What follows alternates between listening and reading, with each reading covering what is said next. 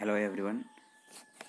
ഇനി നമുക്ക് ഡിസ്കസ് ചെയ്യാനുള്ള ചാപ്റ്റർ എന്ന് പറഞ്ഞു കഴിഞ്ഞാൽ കോപ്പറേറ്റീവ് ലെജിസ്ലേഷൻ എന്നുള്ള ചാപ്റ്ററാണ്. ഇത് തുടക്കത്തിൽ എടുക്കേണ്ട ഒരു ചാപ്റ്റർ ആയിരുന്നു, പക്ഷേ സിലബസിൽ ചെറിയൊരു കൺഫ്യൂഷൻ ഉണ്ടായതുകൊണ്ട് മാറ്റി വെച്ചതായിരുന്നു. അപ്പം ഇന്നെടുക്കാൻ പോകുന്ന ചാപ്റ്റർ കോപ്പറേറ്റീവ് ലെജിസ്ലേഷൻ എന്നുള്ള ഒരു ചാപ്റ്ററാണ്. അപ്പോൾ അതിൽ ഫസ്റ്റ് പറയുന്നത് ഹിസ്റ്ററി ഓഫ് കോപ്പറേറ്റീവ് മൂവ്മെൻ്റ് ആണ്. ഓക്കെ, കോപ്പറേറ്റീവ് മൂവ്മെൻറ്റിൻ്റെ ഹിസ്റ്ററി അത് വേൾഡിലെ നമ്മുടെ രാജ്യത്തിൽ പറയുന്നുണ്ട്, വേൾഡിലെ കോപ്പറേറ്റീവ് മൂവ്മെൻറ്റിനെ പറ്റി പറയുന്നുണ്ട്. അപ്പം ഒറിജിൻ ഓഫ് കോപ്പറേറ്റീവ് മൂവ്മെൻറ്റ്. അപ്പം കോപ്പറേറ്റീവ് മൂവ്മെൻറ്റിൻ്റെ ഉത്ഭവം അല്ലെ, ഒറിജിൻ എവിടെ നിന്നാണ്, എങ്ങനെയൊക്കെയാണ്, ഏതൊക്കെ വർഷത്തിൽ എന്തൊക്കെ സംഭവിച്ചു, ആരൊക്കെയാണ് അതിൻ്റെ പിന്നിലുണ്ടായിരുന്നത് എന്നുള്ള എന്തൊക്കെ ഇൻസിഡൻസ് ആണ് എന്നുള്ള കാര്യങ്ങളാണ് നമുക്ക് ഈ ഒരു ചെറിയ ചാപ്റ്ററാണ് ഇതിനകത്ത് പറയുന്നത്. ഓക്കെ, അപ്പോൾ കോപ്പറേറ്റീവ് മൂവ്മെൻറ്റിൻ്റെ ഒറിജിൻ എന്ന് പറഞ്ഞു കഴിഞ്ഞാൽ ഇംഗ്ലണ്ടിലാണ് കോപ്പറേറ്റീവ് മൂവ്മെൻറ്റ് ആദ്യമായിട്ട് എന്ത് ചെയ്തിട്ടുള്ളത്, ഒറിജിനേറ്റ് ചെയ്തിട്ടുള്ളത്. ഓക്കെ, 19-ാം നൂറ്റാണ്ടിൽ ആണ് ഇംഗ്ലണ്ടിലാണ് കോപ്പറേറ്റീവ് മൂവ്മെൻറ്റ് എന്ത് ചെയ്തിട്ടുള്ളത്, ഒറിജിൻ ചെയ്തിട്ടുള്ളത് അല്ലേ. അത് അറിയാം, നമുക്കൊരു വോളണ്ടറി എഫേർട്ടാണെന്ന് അല്ലേ. ഒരു ആളുകൾ സ്വമേധയാ സംഘം കൂടിയിട്ട് അല്ലേ, അവരുടെ കോമൺ ഒബ്ജക്റ്റീവ് അച്ചീവ് ചെയ്യാൻ വേണ്ടിയിട്ട് വോളണ്ടറി ആയിട്ട് ആളുകൾ കൂടുന്നതാണ് എന്ത്, കോപ്പറേഷൻ എന്നൊക്കെ മുന്നേ നമ്മൾ പഠിച്ചിട്ടുണ്ട് അല്ലേ. അപ്പോൾ ഒരു വോളണ്ടറി എഫേർട്ടിൻ്റെ ഭാഗമായിട്ട് 19-ാം നൂറ്റാണ്ടിൽ ഇംഗ്ലണ്ടിലാണ് കോപ്പറേറ്റീവ് മൂവ്മെൻറ്റ് എന്ത് ചെയ്തിട്ടുള്ളത്, ഒറിജിനേറ്റ് ചെയ്തിട്ടുള്ളത്, അതായത് അവിടെ ഉദ്ഭവിച്ചിട്ടുള്ളത്. ഓക്കെ, അതുപോലെ നമുക്കറിയാം വ്യാവസായിക വിപ്ലവം UK-യിലാണ് എന്ത് സംഭവിച്ചിട്ടുള്ളത്, വ്യാവസായിക വിപ്ലവം തുടങ്ങിയത് അല്ലേ. സ്റ്റാർട്ട് ചെയ്തത് എവിടെയാണ്, അത് നമ്മളെ second half of the 18th century അല്ലേ, 18-ാം നൂറ്റാണ്ടിൻ്റെ സെക്കൻഡ് ഹാഫിൽ UK-യിലാണ് ഇൻഡസ്ട്രിയൽ റവല്യൂഷൻ എന്ത് ചെയ്തിട്ടുള്ളത്, സ്റ്റാർട്ട് ചെയ്തിട്ടുള്ളത്. അപ്പം ആ സമയത്ത് വളരെയധികം ചൈൽഡ് ലേബർ, അതുപോലെ എക്സ്പ്ലോയിറ്റേഷൻ ആൻഡ് പോവർട്ടി അല്ലേ, ഒരുപാട് ചൂഷണങ്ങളും പിന്നെ ദാരിദ്ര്യവും ബാലവേലയും എല്ലതും വളരെ അധികം വളരെ ഹൈ ലെവലിൽ ഉള്ളൊരു കാലഘട്ടമായിരുന്നു. മാത്രമല്ല അന്നത്തെ സിറ്റുവേഷൻ എന്ന് പറഞ്ഞാൽ, വേറൊരു സിറ്റുവേഷൻ എന്ന് പറഞ്ഞു കഴിഞ്ഞാൽ നമ്മുടെ ഭക്ഷണങ്ങളുടെ വിലകൾ അല്ലേ, ഭക്ഷണത്തിൻ്റെ വില എന്ന് പറഞ്ഞാൽ വളരെ ഹൈ ആയിരുന്നു അല്ലേ. എന്നാൽ അവർക്ക് കിട്ടുന്ന വേതനം എന്ന് പറഞ്ഞ സാലറി അല്ലെങ്കിൽ വേജ് എന്ന് പറഞ്ഞു കഴിഞ്ഞാൽ വളരെ ലോ ആണ് അല്ലേ. അപ്പം ആ കിട്ടുന്ന പൈസ കൊണ്ട് ഫുഡ് ഐറ്റംസ് വാങ്ങാനുള്ള ഒരു ശേഷി അന്നത്തെ കാലത്ത് അവിടങ്ങളിലുള്ള ആളുകൾക്ക് സാധിച്ചിരുന്നില്ല. മനസ്സിലായ, അതായത് വ്യാവസായിക വിപ്ലവം second half of the 18th century അല്ലേ, UK-യിലാണ് സ്റ്റാർട്ട് ചെയ്തിട്ടുള്ളത്. അപ്പം ആ സമയത്ത് ആ കാലഘട്ടത്തിൽ ചൈൽഡ് ലേബർ, അതേപോലെ എക്സ്പ്ലോയിറ്റേഷന്, പല രീതിയിലുള്ള വിധത്തിലുള്ള എക്സ്പ്ലോയിറ്റേഷന്, പോവർട്ടി, ദാരിദ്ര്യം ഒക്കെ വളരെയധികം വർദ്ധിച്ചുകൊണ്ടിരിക്കുന്ന ഒരു സമയമായിരുന്നു. അപ്പം ആ സമയത്ത് ആ എക്സ്പ്ലോയിറ്റേഷനും പോവർട്ടിയും ചൈൽഡ് ലേബറും എല്ലാം ഉള്ളപ്പോഴും അതുകൂടാതെ ഏറ്റവും വലിയൊരു പ്രശ്നം എന്ന് പറഞ്ഞാൽ ഭക്ഷണങ്ങൾ നമ്മളല്ലേ, നമുക്ക് ഒരു ബേസിക് നീഡായിട്ട് നമുക്ക് ഫസ്റ്റ് നമ്മളെ ഏതൊരു മനുഷ്യനും ബേസിക് നീഡ്സ് നമ്മളെ ഫുഡാണല്ലേ, നമുക്ക് വെള്ളം, വായു അല്ലേ, നമുക്ക് വേണ്ട ഭക്ഷണ പദാർത്ഥങ്ങളൊക്കെയാണ്. അപ്പം അത് വാങ്ങാൻ ഉള്ള ക്യാഷ് പോലും അവരുടെ കയ്യിലുണ്ടായിരുന്നില്ല. കാരണം എന്ന് വെച്ച് കഴിഞ്ഞാൽ അവർക്ക് കിട്ടുന്ന വേജ് എന്ന് പറഞ്ഞാൽ വളരെ ലോ ആണ്, വളരെ കുറഞ്ഞ തുച്ഛമായ വേതനം അവർക്ക് കിട്ടിയിട്ടുണ്ടായിരുന്നത്. പക്ഷേ ഫുഡ് ഐറ്റംസിൻ്റെ വില എന്ന് പറഞ്ഞാൽ വളരെ കൂടുതലായിരുന്നു. മാത്രമല്ല ഈ സമയത്ത് തന്നെ വളരെയധികം എക്സ്പ്ലോയിറ്റേഷൻ, ബ്ലാക്ക് മാർക്കറ്റിംഗ് അല്ലെ, കരിഞ്ചന്ത, പൂഴ്ത്തിവെപ്പ്, ഈ വക കാര്യങ്ങൾ മുഴുവനും എന്ത് ചെയ്ത് സംഭവിച്ചിരുന്നു അല്ലേ. പൂഴ്ത്തിവെപ്പ് എന്നൊക്കെ പറഞ്ഞു കഴിഞ്ഞാൽ വളരെയധികം നമ്മൾ ഡീറ്റെയിൽ ആയിട്ട് പഠിച്ച കാര്യങ്ങളാണ്, ബ്ലാക്ക് മാർക്കറ്റിംഗ് കാര്യങ്ങളൊക്കെ. അപ്പം ഇതൊക്കെ ഈ ബ്ലാക്ക് മാർക്കറ്റിംഗ്, എക്സ്പ്ലോയിറ്റേഷനും എല്ലതും ഈ സമയത്ത് ഉടലെടുത്തു, ഒക്കെ ഈ സമയത്ത് വളരാൻ തുടങ്ങി. അപ്പോൾ മീൻസ് അതുവരെ ഇല്ലാത്ത കാര്യങ്ങളടക്കം ആ സമയത്ത് എന്ത് ചെയ്തു, ഉണ്ടാവാൻ തുടങ്ങി. മാത്രമല്ല പാവപ്പെട്ട ആളുകൾ എന്നും പാവപ്പെട്ടവൻ തന്നെയായി മാറി.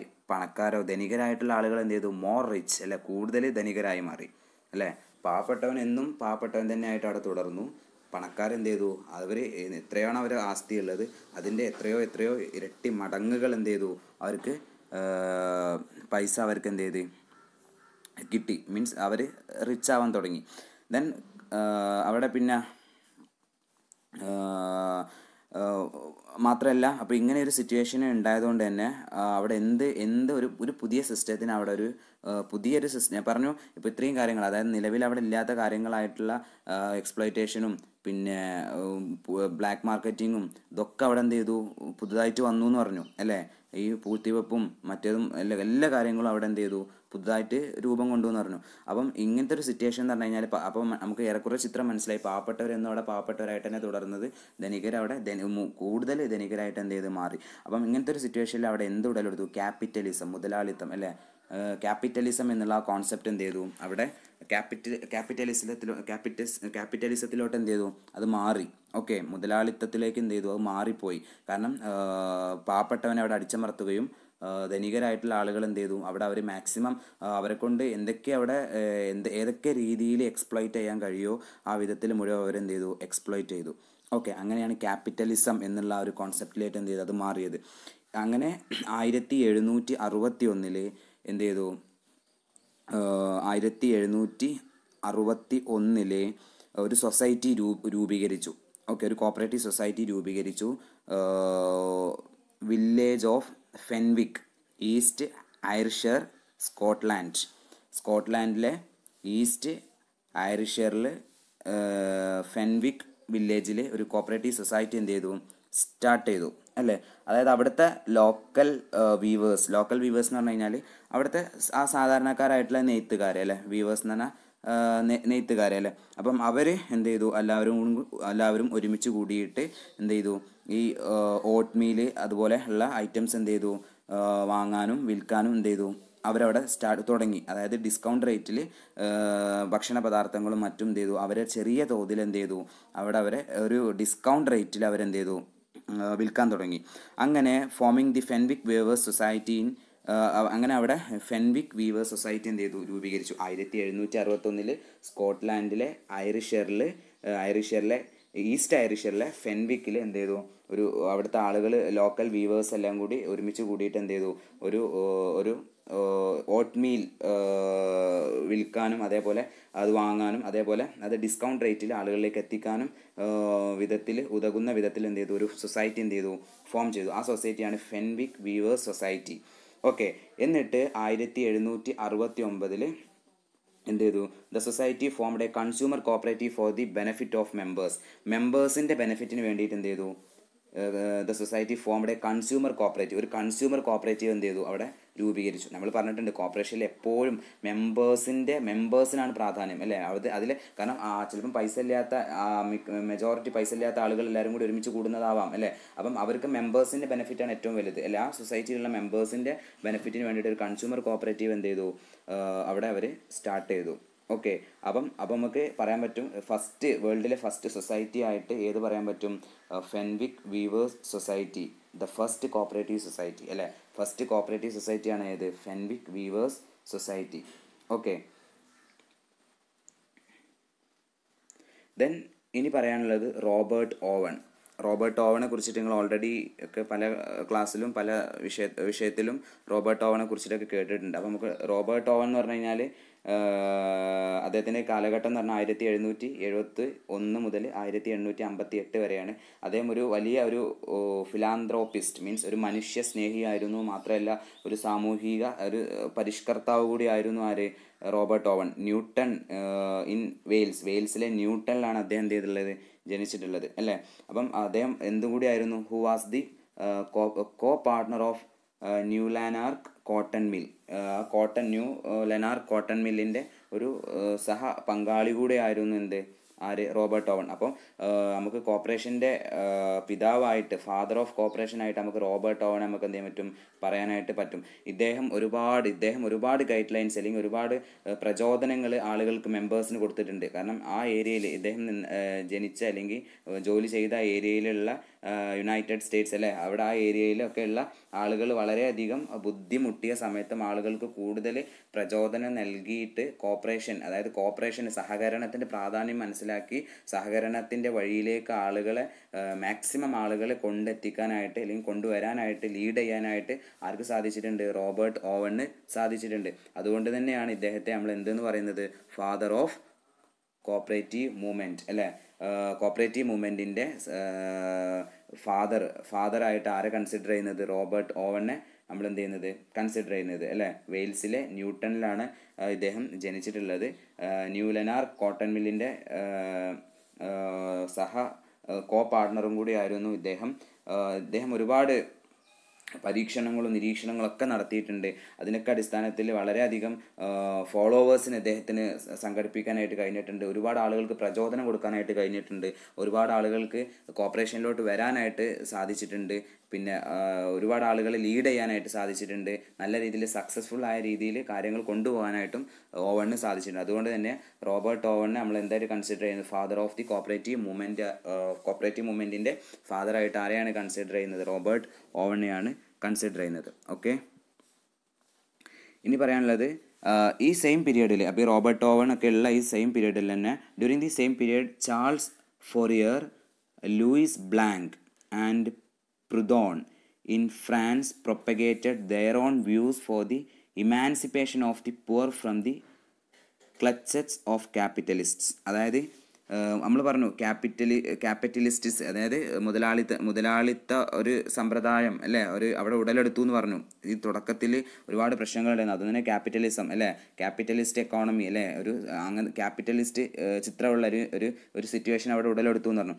അപ്പോൾ അതിൽ നിന്ന് ഈ റോബർട്ട് ഓവണൊക്കെ ഉള്ള ഈ പീരീഡിൽ തന്നെ 3 പേര്, ചാൾസ് ഫോറിയർ, ലൂയിസ് ബ്ലാങ്ക്, പ്രുദോൺ എന്നീ പറയുന്ന വ്യക്തികൾ ഫ്രാൻസിൽ എന്ത് ചെയ്തിട്ടുണ്ട്? അവരുടെ ഐഡിയ വെച്ചിട്ട് emancipation of the poor from the clutches of capitalist, അതായത് മുതലാളിത്തത്തിൻ്റെ പിടിയിൽ നിന്ന് അവരുടെ പാവങ്ങളെ വിമോചനം ചെയ്യിക്കാൻ, മീൻസ് പാവങ്ങളെ അവിടുന്ന് മോചിപ്പിക്കാനായിട്ട് ഒരുപാട് അവരെന്ത് ചെയ്തിട്ടുണ്ട്? അവരുടേതായിട്ടുള്ള ഐഡിയാസ് അവരെന്ത് ചെയ്തിട്ടുണ്ട്?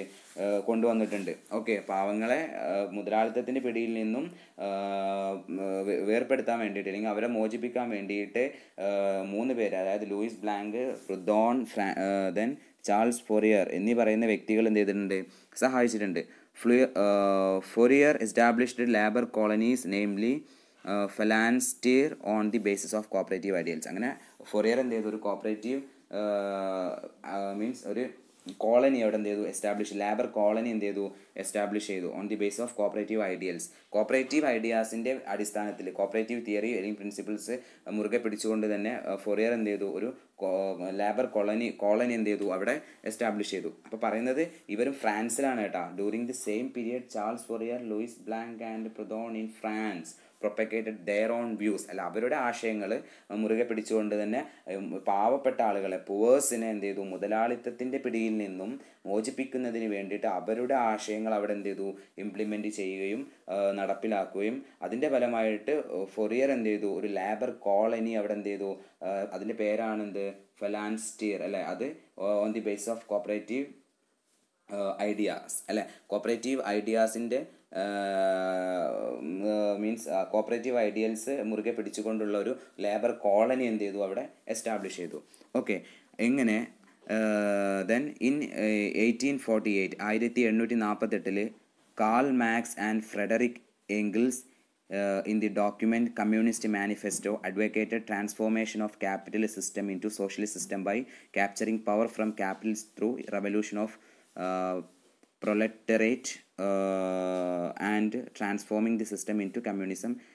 ഓക്കെ, അങ്ങനെ 1848 കാർൽ മാർക്സ് അതേപോലെ ഫ്രെഡറിക് എംഗിൾസ് എന്ന് പറയുന്ന 2 മഹത് വ്യക്തികൾ എന്ത് ചെയ്തു? അവരുടെ കമ്മ്യൂണിസ്റ്റ് മാനിഫെസ്റ്റോയിൽ അവർ എന്ത് ചെയ്തു? Advocated transformation of capitalist system into socialist, അതായത് ക്യാപിറ്റലിസ്റ്റ് സിസ്റ്റത്തിൽ നിന്ന് സോഷ്യലിസ്റ്റ് സിസ്റ്റത്തിലേക്ക് മാറാനുള്ള കാര്യങ്ങൾ എന്ത് ചെയ്തു?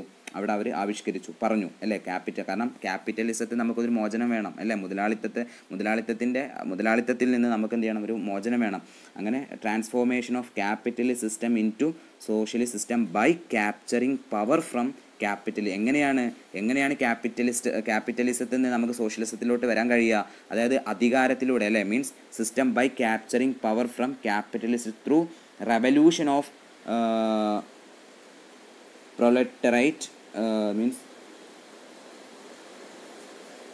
അതെ മീൻസ് റെവല്യൂഷനിലൂടെ അല്ലേ, റെവല്യൂഷനിലൂടെയാണ് നമുക്ക് മുതലാളിത്തത്തിൽ നിന്ന് നമുക്ക് ഏത് സിസ്റ്റത്തിലോട്ട് മാറാൻ കഴിയുകയെന്ന് പറഞ്ഞു? സോഷ്യലിസ്റ്റ് സിസ്റ്റത്തിലോട്ട് നമുക്ക് മാറാൻ കഴിയുക അല്ലേ. അതല്ലേ പറഞ്ഞിട്ടുള്ളത്? Capitalist through revolution of proletariats and transforming the system into communism in which there will be no class distinction, private property and exploitation. അതായത് അവിടെ ഒരു ക്ലാസ് ഓഫ് ഇൻഡിവിജ്വൽ അല്ലെങ്കിൽ ഗ്രൂപ്പോ ഒരു ഡിസ്ക്രിമിനേഷനോ ഒന്നുമില്ല. അതായത് ഇതിൻ്റെയൊക്കെ ചുരുക്കം എന്ന് പറഞ്ഞു കഴിഞ്ഞാൽ മുതലാളിത്തത്തിൽ നിന്ന് എന്ത് ചെയ്യുക, നമ്മൾ സോഷ്യലിസത്തിലോട്ട് മാറുക അല്ലേ. അവിടെ കമ്മ്യൂണിസ്റ്റ് മാനിഫെസ്റ്റോയിൽ വളരെ വ്യക്തമായിട്ട് പറഞ്ഞിട്ടുണ്ട്. അത് കമ്മ്യൂണിസത്തിൽ നിന്ന് എന്ത് ചെയ്യുക, ക്യാപിറ്റലിസത്തിൽ നിന്ന് സോഷ്യലിസത്തിലോട്ടൊക്കെ മാറുക എന്ന് പറയുന്നുണ്ട്. According to Marx and Engels, their philosophy of transformation of society is scientific socialism, and the reforms promoted by Owen, Proudhon and Charles Fourier constitute utopian socialism. അപ്പം ഇവരുടെ കാർൾ മാർക്സിൻ്റെയും അതേപോലെ എംഗൽസിൻ്റെയും അഭിപ്രായത്തിൽ ഒരു സയൻറ്റിഫിക് സോഷ്യലിസം ക്രിയേറ്റ് ചെയ്യാൻ അവരെന്ത് ചെയ്തു, form ചെയ്യുക എന്നുള്ളതാണ് അവർ പറഞ്ഞത്. അതിന് ആര് സപ്പോർട്ട് ചെയ്തു? And reforms promoted by Owen എന്ത് ചെയ്തു, പ്രൊമോട്ട് ചെയ്തു അല്ലേ. ചാൾസും കാർൾ മാർക്സും എംഗൽസും ഒരു സയൻറ്റിഫിക് സോഷ്യലിസം അല്ലേ, ഒരു ശാസ്ത്രീയപരമായിട്ടുള്ള ഒരു സോഷ്യലിസം എന്ന് പറഞ്ഞു കഴിഞ്ഞാൽ എന്താ പറയുക, ഹിസ്റ്റോറിക്കൽ ഡാറ്റാസൊക്കെ ഉപയോഗിച്ചുകൊണ്ട് അല്ലേ, ഹിസ്റ്റോറിക്കൽ ഡാറ്റാസൊക്കെ നമ്മൾ വളരെ രീതിയിൽ ഉപയോഗിച്ചുകൊണ്ട് നമ്മൾ എന്ത് ചെയ്യുക, ഫ്യൂച്ചറിനെ പ്രെഡിക്റ്റ് ചെയ്യുക അല്ലേ. അപ്പം അത്തരത്തിലുള്ള ഒരു സയൻറ്റിഫിക് സോഷ്യലിസമാണ് ആവശ്യമെന്ന് അതിലേക്ക് നമ്മൾ മാറണമെന്നും അതിനെ ആര് പ്രൊമോട്ട് ചെയ്തു? ഓവൻ പ്രൊമോട്ട് ചെയ്തു. അപ്പോൾ ചുരുക്കം പറഞ്ഞു കഴിഞ്ഞാൽ 1848 കാർൾ മാർക്സും ഫ്രെഡറിക് എംഗൽസും എന്ത് ചെയ്തു, അവർ ചിന്തിച്ചത് അവരുടെ കമ്മ്യൂണിസ്റ്റ് മാനിഫെസ്റ്റോയിൽ അവർ പറഞ്ഞത് എന്താണ്, ക്യാപിറ്റലിസത്തിൽ നിന്നൊരു മോചനം വേണം അല്ലേ. അത് എങ്ങനെയാണ്? ത്രൂ റെവല്യൂഷനിലൂടെയാണ് നമുക്ക് എന്ത് ചെയ്യാൻ മാറാൻ പറ്റുക അല്ലേ. റെവല്യൂഷനിലൂടെയാണ് നമുക്ക് മാറാനായിട്ട് കഴിയുക. അങ്ങനെ എന്ത് ചെയ്തു, ഒരു സയൻറ്റിഫിക് സോഷ്യലിസം വേണം. അതിനാര് പ്രൊമോട്ട് ചെയ്തു? ഓവൻ പ്രൊമോട്ട് ചെയ്തു. ഓക്കെ, അങ്ങനെ ഇതിൻ്റെ അടിസ്ഥാനത്തിൽ പ്രുദോണും അതുപോലെ ചാൾസ് ഫോറിയറും ഒരു ഉട്ടോപ്യൻ സോഷ്യലിസം എന്ത് ചെയ്തു, ക്രിയേറ്റ് ചെയ്ത്. ഓക്കെ, എന്നിട്ട് on 21 December 1844 28 weavers of Rochdale in England formed a cooperative society. 1844 December 21 28 നെയ്ത്തുകാർ ഇംഗ്ലണ്ടിലെ റോക്ക്ഡൈലിൽ എന്ത് ചെയ്തു, ഇംഗ്ലണ്ടിലെ റോക്ക്ഡൈലിൽ ഒരു കോപ്പറേറ്റീവ് സൊസൈറ്റി എന്ത് ചെയ്തു, ഓപ്പൺ ചെയ്തു. Okay, and opened their store with a very meagre selection of butter. വളരെ തുച്ഛമായിട്ടുള്ള സെലക്ഷൻ, മീൻസ് വളരെ കുറച്ച് ഐറ്റംസ് വെച്ചിട്ട്, അതായത് sugar, butter, flour, then oatmeal and a few candles. അപ്പോൾ ഇത്രയും ഐറ്റംസ് വെച്ചുകൊണ്ട് വളരെ കുറച്ച് ഐറ്റം, തുച്ഛമായിട്ട് മിഗർ അല്ലേ, വളരെ കുറച്ച് ഐറ്റംസ് വെച്ചുകൊണ്ട് അവരെന്ത് ചെയ്തു, ഇംഗ്ലണ്ടിലെ റോക്ക്ഡൈലിൽ 1844 ഡിസംബർ 21 28 വീവേഴ്സ് വെച്ചിട്ട് എന്ത് 28 വീവേഴ്സ് കൂടി ചേർന്നിട്ട് ഒരു സൊസൈറ്റി എന്ത് ചെയ്തു, ഓപ്പൺ ചെയ്തു. This cooperative society popularly known as, പിന്നീട് ഈ സൊസൈറ്റി അറിയപ്പെട്ടത് ഏത് പേരിലാണ്? വളരെ പ്രസിദ്ധമായ പേരിൽ അറിയപ്പെട്ടു. ഏത് പേരിലാണ്? Rochdale Society of Equitable Pioneers. Note ചെയ്യണ്ട, Rochdale Society of Equitable Pioneers എന്ന പേരിൽ എന്ത് ചെയ്തു, ഈ സൊസൈറ്റി പിന്നീട് അറിയപ്പെട്ടു. This society is considered as the first successful cooperative society in the world. നമ്മുടെ വേൾഡിലെ ഫസ്റ്റത്തെ സക്സസ്ഫുൾ സൊസൈറ്റി ആയിട്ട് നമുക്ക് പറയാൻ പറ്റും ഏതിനെ? റോക്ക്ഡൈൽ സൊസൈറ്റി ഓഫ് ഇക്വിറ്റബിൾ പൈനിയേഴ്സ്. അപ്പോൾ നമ്മൾ ഫസ്റ്റ് സൊസൈറ്റി ഇവിടെ വേറെ പറഞ്ഞു. ഏതാ പറഞ്ഞത്? ഫെൻവിക് സൊസൈറ്റി അല്ലേ, Fenwick Weavers Cooperative Society. First successful സൊസൈറ്റിയാണ് ഏത്? വേൾഡിലെ ഫസ്റ്റ് സക്സസ്ഫുൾ സൊസൈറ്റിയാണ് Rochdale Society of Equitable Pioneers. Okay, അതിനുശേഷം കോപ്പറേറ്റീവ് ക്രെഡിറ്റ് സൊസൈറ്റി, പിന്നെ കോപ്പറേറ്റീവ് ക്രെഡിറ്റ് സൊസൈറ്റിയിലോട്ട് മാറി. Okay, then cooperative credit societies were first establish in Germany in the middle of 19th century അല്ലേ. അതായത് 19ാം നൂറ്റാണ്ടിലെ മധ്യത്തിലാണ് ജർമ്മനിയിലാണ് ആദ്യ കോപ്പറേറ്റീവ് ക്രെഡിറ്റ് സൊസൈറ്റി എന്ത് ചെയ്ത് രൂപീകരിച്ചത്. In 1852 Franz Hermann Schulze Delitzsch founded non agricultural credit societies in the urban area അല്ലേ. 1852 France ഹെർമനും Schulze Delitzsch എന്ത് ചെയ്തു, അർബൺ ഏരിയയിൽ ഒരു ക്രെഡിറ്റ് സൊസൈറ്റി എന്ത് ചെയ്തു, രൂപീകരിച്ചു. In 1864 Frederick William Raiffeisen established agricultural credit societies in rural area. 1864 Frederick Wilson Raiffeisen എന്ത് ചെയ്തു, റൂറൽ ഏരിയയിൽ ഒരു അഗ്രികൾച്ചറൽ ക്രെഡിറ്റ് സൊസൈറ്റി എന്ത് ചെയ്തു, എസ്റ്റാബ്ലിഷ് ചെയ്തു. അപ്പം 19-ാം നൂറ്റാണ്ടിലെ മധ്യത്തിൽ ജർമ്മനിയിലാണ് ആദ്യത്തെ ക്രെഡിറ്റ് സൊസൈറ്റി രൂപീകരിക്കുന്നത്. അതിനുശേഷം 1852 ഫ്രാൻസ് ഹെർമൻസ് ഷൂൾസ് ഡെലിഷ് എന്ത് ചെയ്തു, അർബൻ ഏരിയയിൽ ഒരു ക്രെഡിറ്റ് സൊസൈറ്റി രൂപീകരിച്ചു. അതിനുശേഷം 1864 ഫ്രെഡറിക് വില്യം റൈഫീസൺ എന്ത് ചെയ്തു, ഒരു റൂറൽ ഏരിയ ഗ്രാമീണ മേഖലയിൽ റൂറൽ ഏരിയയിൽ എന്ത് ചെയ്തു, ഒരു അഗ്രികൾച്ചറൽ ക്രെഡിറ്റ് കോപ്പറേറ്റീവ് സൊസൈറ്റി എന്ത് ചെയ്തു, രൂപീകരിച്ചു. ഓക്കെ. അതിനുശേഷം the cooperative movement spread rapidly all over the world and become an international movement. അതിനുശേഷം കോപ്പറേറ്റീവ് മൂവ്മെൻറ്റ് സ്പ്രെഡായി, ലോകം മുഴുവൻ എന്ത് ചെയ്തു, സ്പ്രെഡായി. The cooperative movement spread rapidly, അതിവേഗം, വളരെ വേഗത്തിൽ എന്ത് ചെയ്തു, സ്പ്രെഡായി ഓൾ ഓവർ ദി വേൾഡ്, നമ്മുടെ ലോകത്തിലുടനീളം അല്ലെ, ലോകത്തിൽ മുഴുവനായിട്ട് എന്ത് ചെയ്തു, വ്യാപിച്ചു. ബിക്കം ആൻ ഇൻ്റർനാഷണൽ മൂവ്മെൻറ്റ്, ഒരു ഇൻ്റർനാഷണൽ മൂവ്മെൻറ്റായി മാറി. Success of cooperative movement was widely accepted all over the world and this paved the way to formation of International Cooperative Alliance ICA in 1895 അല്ലേ. അതുകൊണ്ട് തന്നെ ലോകത്തിൽ ഇത് മുഴുവനായിട്ടും വ്യാപിച്ചത് കൊണ്ട് തന്നെ ഒരു പുതിയ ഫോർമേഷൻ മീൻസ് ഒരു പുതിയ ഇൻ്റർനാഷണൽ കോപ്പറേറ്റീവ് അലയൻസിന് എന്ത് ചെയ്തു, അവിടെ രൂപീകരണത്തിന് കാരണമായി. കോപ്പറേഷൻ ലോകത്തിൽ മുഴുവൻ ഓൾ ഓവർ ദി വേൾഡ് അല്ലേ സ്പ്രെഡ്, വളരെ റാപ്പിഡായിട്ട് സ്പ്രെഡ് ആയി എന്ന് പറഞ്ഞു. ആ റാപ്പിഡായിട്ട് സ്പ്രെഡ് ആയതുകൊണ്ട് തന്നെ ഇൻ്റർനാഷണൽ കോപ്പറേറ്റീവ് അലയൻസ് എന്ന് പറയുന്ന ഒരു സംഘടന അല്ലെങ്കിൽ ഒരു സ്ഥാപനം എന്ത് ചെയ്തു, അവിടെ നിലവിൽ വരാനായിട്ട് സാധിച്ചു. 1895 കോപ്പറേറ്റീവ് ICA അല്ലെ, ഇൻ്റർനാഷണൽ കോപ്പറേറ്റീവ് അലയൻസ് രൂപീകൃതമായത്. ഇതിൻ്റെ ഹെഡ് ക്വാർട്ടേഴ്സ് ലണ്ടനിലായിരുന്നു. പിന്നീട് അത് 1882 ഹെഡ് ക്വാർട്ടേഴ്സ് എങ്ങോട്ട് മാറി, ഷിഫ്റ്റഡ് ടു ജനീവയിലോട്ട് മാറി. ഇതൊക്കെ ഓർത്ത് വെക്കുക. 1895 ലണ്ടനിലാണ് ICA ഹെഡ് ക്വാർട്ടേഴ്സ് വെച്ച് സ്റ്റാർട്ട് ചെയ്തത്. അത് 1892 അതിന് ഹെഡ് ക്വാർട്ടേഴ്സ് ലണ്ടനിൽ നിന്ന് ജനീവയിലായിട്ട് എന്ത് ചെയ്തു, അവർ ഷിഫ്റ്റ് ചെയ്തു. അപ്പം ഈ ICA വരാനുള്ള കാരണം എന്ന് പറഞ്ഞു കഴിഞ്ഞാൽ കോപ്പറേറ്റീവ് മൂവ്മെൻറ്റ് രാജ്യത്തുടനീളം സ്പ്രെഡായി. ആ സ്പ്രെഡ് ആയതുകൊണ്ടാണ് ICA എന്ത് ചെയ്തത്, നിലവിൽ വന്നിട്ടുള്ളത്. ഓക്കെ. ഇനി ICA represents international cooperative movement in the world forums like international labour organisation, ഇതൊക്കെ അതിനകത്തുണ്ട്. International labour organisation. Presently ICA has 250 member, നിലവിൽ 250 മെമ്പർമാരുണ്ട്. മെമ്പർ ഓർഗനൈസേഷൻസ് ഉണ്ട് ഫ്രം 100 കൺട്രീസ്, 100 രാജ്യങ്ങളിൽ നിന്ന് 250 മെമ്പർ ഓർഗനൈസേഷൻസ് ഉണ്ട്.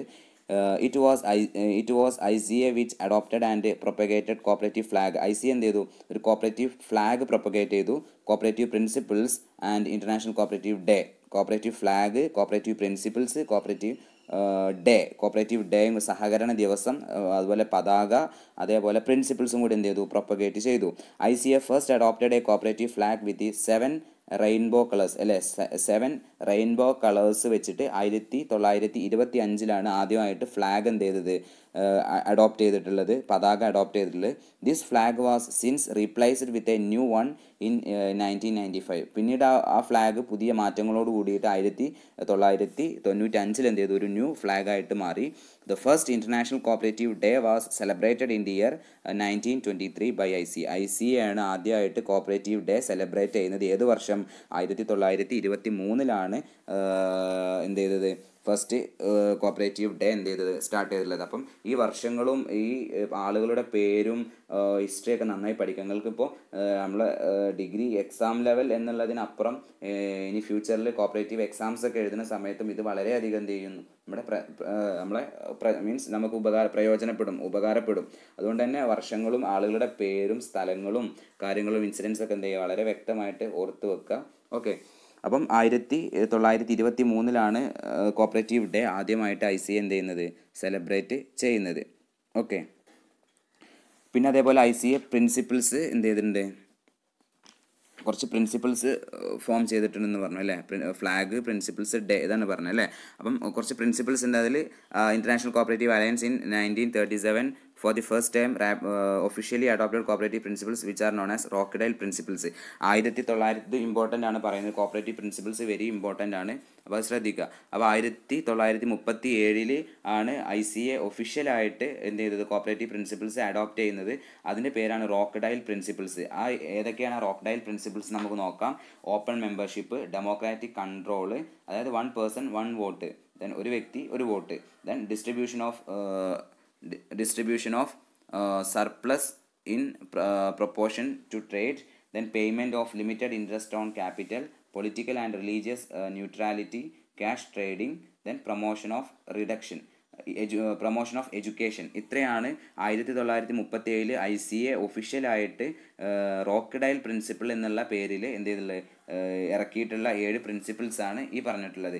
ഓക്കെ, അപ്പം ഇത് നമുക്ക് കൺഫ്യൂഷൻ ഒന്നുമില്ല. Open membership, democratic control, distribution of surplus, payment of limited interest on capital, political and religious neutrality, then cash trading, then promotion of education. നമുക്ക് confusion ഒന്നുമില്ല പോയിന്റിൽ അല്ലേ. അങ്ങനെ 1964 ICA ഒരു കമ്മിറ്റീനെ അപ്പോയിൻറ്റ് ചെയ്തു. DJ കർവിൻ്റെ നേതൃത്വത്തിൽ ഒരു കമ്മിറ്റീനെ എന്ത് ചെയ്തു, രൂപീകരിച്ചു ടു സജസ്റ്റ് റിവിഷൻ. അപ്പം ഈ പ്രിൻസിപ്പിളിൽ കുറച്ച് റിവിഷൻസ് വേണം അല്ലേ. ഏത് കാര്യമാണെങ്കിലും നമ്മൾ ഫസ്റ്റായിട്ട് ഇംപ്ലിമെൻറ്റ് ചെയ്യുമ്പോൾ ചിലപ്പോൾ അതിനകത്ത് പോരായ്മകളൊക്കെ ഉണ്ടാവും അല്ലേ. അപ്പം ഒരു കമ്മിറ്റീനെ അപ്പോയിൻറ്റ് ചെയ്തിട്ട് ഇതിനകത്ത് ഇതൊന്ന് റിവിഷൻ ചെയ്യാൻ പറഞ്ഞു. Of cooperative principles to suit the change situation prevailing in the world. നമ്മുടെ വേൾഡിൽ മാറിക്കൊണ്ടിരിക്കുന്ന സിറ്റുവേഷന് അനുയോജ്യമായിട്ടുള്ള രീതിയിലുള്ള ഒരു റിവിഷൻ നടത്താൻ വേണ്ടിയിട്ട് 1964 ICA DJ കർവിനെ നേതൃത്വത്തിൽ ഒരു കമ്മിറ്റി എന്ത് ചെയ്തു, രൂപീകരിച്ചു. അങ്ങനെ എന്ത് ചെയ്തു, ആ കമ്മിറ്റിയുടെ റിപ്പോർട്ട് ICA എന്ത് ചെയ്തു, അക്സെപ്റ്റ് ചെയ്തു. അതിൻ്റെ അടിസ്ഥാനത്തിൽ റീഫോർമുലേറ്റഡ് പ്രിൻസിപ്പിൾസ് ഓഫ് കോപ്പറേഷൻ, പുതിയ പ്രിൻസിപ്പിൾ എന്ത് ചെയ്തു, മാറ്റങ്ങൾ വരുത്തിയുള്ള പ്രിൻസിപ്പിളിന് ICA അംഗീകാരം നൽകി. അങ്ങനെ then at the annual meeting held at Vietnam in 1966, 1964 വിയറ്റ്നാമിൽ കൂടിയ മീറ്റിങ്ങിൽ എന്ത് ചെയ്തു, റിവൈസ് ചെയ്തിട്ടുള്ള പ്രിൻസിപ്പിൾസ്, റിവിഷൻ നടത്തിയിട്ടുള്ള പ്രിൻസിപ്പിൾസ് അവരെന്ത് ചെയ്തു, പുറത്തുവിട്ടു. ഏതൊക്കെയാണ്? Open voluntary membership, democratic governance, limited return on equity, surplus belong to members, education of members and public in cooperative principles, cooperation between cooperatives. അപ്പോൾ ഇത്രയാണ് റിവൈസ് ചെയ്തിട്ടുള്ള principles. Okay, in 1995 ICA released the state on cooperative identity in this Centennial Congress held at Manchester. Okay, അപ്പോൾ മാഞ്ചസ്റ്ററിൽ കൂടിയിട്ടുള്ള യോഗത്തിലാണ് അവർ ഈ കാര്യം എന്ത് ചെയ്തുള്ളത്, ഒഫീഷ്യലായിട്ട് പുറത്തുവിട്ടത്. അപ്പം ഈ 2 പ്രിൻസിപ്പിൾസ് എന്ത് ചെയ്യുക, വളരെ വ്യക്തമായിട്ട് നോക്കുക. ഇനി ഒരു ഡെഫിനിഷനും കൂടി അവരെന്ത് ചെയ്യുന്നതിന് കൊടുക്കുന്നുണ്ട്. നമ്മൾ ഓൾറെഡി പറഞ്ഞിട്ടുള്ള കാര്യമാണ്. Cooperative is an autonomous association of persons united voluntarily to meet their common economic, social and cultural needs and aspirations through a jointly owned and democratically controlled enterprise അല്ലേ. അതായത് ആളുകൾ സ്വമേധയാ കൂടിയിട്ട് അവരുടെ ലക്ഷ്യങ്ങൾ എന്ത് ചെയ്യുക, ലക്ഷ്യങ്ങൾ നേടിയെടുക്കാൻ വേണ്ടിയിട്ട് ആളുകൾ സ്വമേധയാ ജോയിൻ ചെയ്യുന്ന ഒരു സിസ്റ്റം അല്ലെങ്കിൽ ആ സംവിധാനത്തെയാണ് എന്ത് പറയുക, ജനാധിപത്യ രീതിയിൽ കൺട്രോൾ ചെയ്യപ്പെടുന്ന രീതിയിൽ അല്ലേ. സ്വമേധയാ വോളണ്ടറി, ആരും നിർബന്ധിച്ചിട്ടല്ല, സ്വമേധയാ അവരുടെ എക്കണോമിക്കായിട്ടും പിന്നെ അതുപോലെ കൾച്ചറലായിട്ടും ഉള്ള നീഡ്സും വാൺസും ഒക്കെ അച്ചീവ് ചെയ്യാൻ വേണ്ടിയിട്ട് സ്വമേധയാ ഒരുമിച്ച് കൂടുന്ന ആ സിസ്റ്റത്തിന് പറഞ്ഞ പേരാണ് എന്ത്, കോപ്പറേഷൻ. അപ്പം ഈ ഡെഫിനിഷൻ എന്ത് ചെയ്യുക, ഓർത്ത് വെക്കുക. ഓക്കെ.